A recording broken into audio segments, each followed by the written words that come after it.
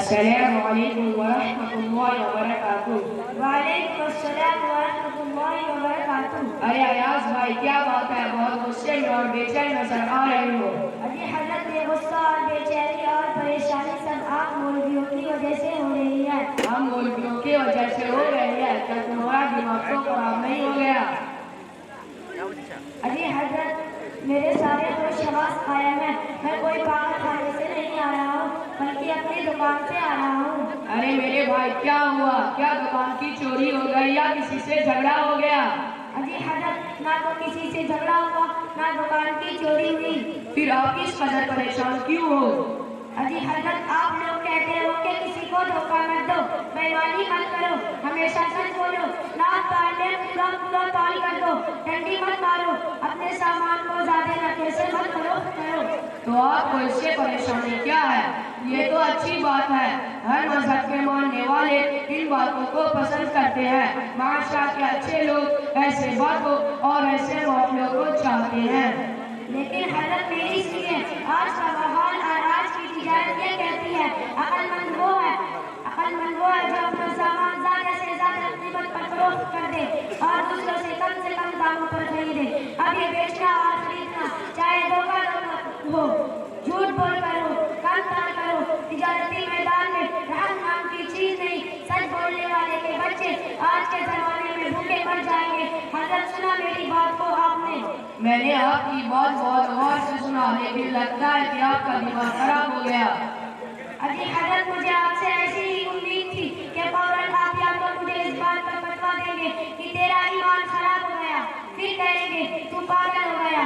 حضرت ہم دن رات مارکیٹ میں رہتے ہیں، آپ سے زیادہ ہوشیار ہیں، اس کام میں آپ سے زیادہ تجربہ رکھتے ہیں۔ ارے ہاں میں مانتا ہوں کہ تو عقل کا پتلا ہے، کئی ہزار انسانوں کی عقل تیرے پاس ہے، لیکن کامیابی اس میں نہیں جو تو نے بتایا۔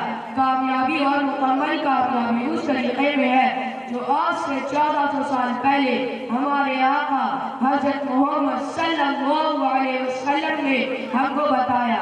دھوکے باز، تاجر، غدار، جھوٹا، چور، یہ لوگ کبھی دنیا میں کامیاب نہیں ہوئے ہیں، یہ لوگ ہمیشہ دنیا میں بھی ذلیل ہوئے ہیں اور آخرت میں بھی ذلیل ہوں گے۔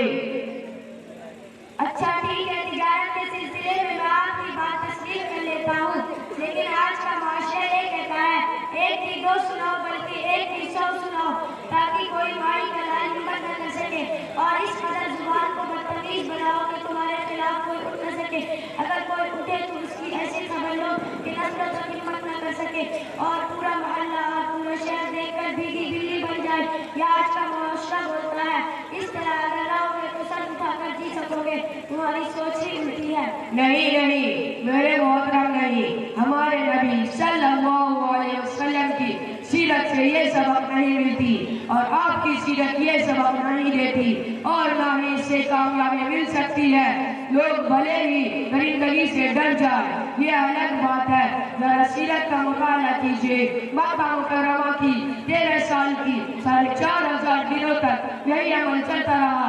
ابو جہل، ابو لہب اور بڑے بڑے کفار کے چودھری آپ کو اور اہل ایمان کو ہر طرح سے دبانے اور ڈرانے کی کوشش کرتے رہے، لیکن معاشرہ نے ان کو قبول نہیں کیا، معاشرہ میں ان کو عزت نہیں مل سکی، اور نہ ہی آپ نے ایک کی 10 سنائی، اور نہ ہی آپ صلی اللہ علیہ وسلم نے کسی کو ڈرایا اور نہ کسی کو دھمکی دی۔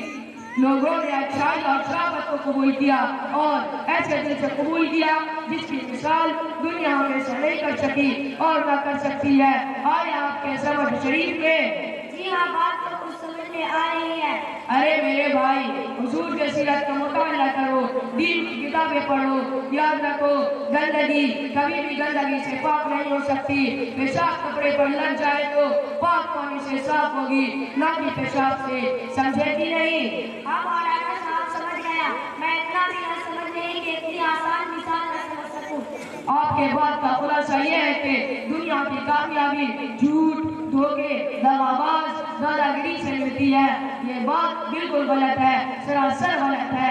ان کے مرنے کے بعد لوگ ان کو کبھی اچھا نہیں کہتے۔ ذرا ان لوگوں کو بھی دیکھ لیجئے جن کی زندگیاں شرافت اور نیک کاموں میں گزری ہے، آج بھی ساری دنیا میں ان کا نام عزت سے لیا جاتا ہے۔ اگر کامیابی چاہیے تو اصول وہی رہے گا، کون سا اصول رہے گا؟ وہی 1416 والا اصول جو ہمارے آقا حضرت محمد صلی اللہ علیہ وسلم نے ہم کو دیا۔ اس سے ہٹ کر نہ ہمیں کامیابی مل سکتی ہے، اس سے ہٹ کر نہ ہمیں عزت مل سکتی ہے، اور یہ جو کامیابی ہمیں نظر آ رہی ہے یہ سب دھوکے اور فریب ہے۔ اچھا بھائی، آپ نے جو باتیں بتائی اس کو دل قبول کر رہا ہے۔ سچائی اور اچھائی کی جیت ہے، نیکی اور شرافت میں عزت ہے۔ اس کے ساتھ ساتھ نیکی اور شرافت میں سکون بھی ہے، کامیابی بھی ہے اور عزت بھی ہے، اس کو اپنانے کی ضرورت ہے۔ حضرت مولانا ولی اللہ قاسم بصری کے شاعری پر میں اپنی بات ختم کرتا ہوں۔ حق پر ہو تو جینے کے سامان بہت ہے، حق پر ہو تو جینے کے سامان بہت ہے، جو حدیث سے دور تو پریشان بہت ہے۔ اچھا بھائی چلتے ہیں، انشاءاللہ پھر ملاقات ہوگی۔ السلام علیکم ورحمۃ اللہ وبرکاتہ۔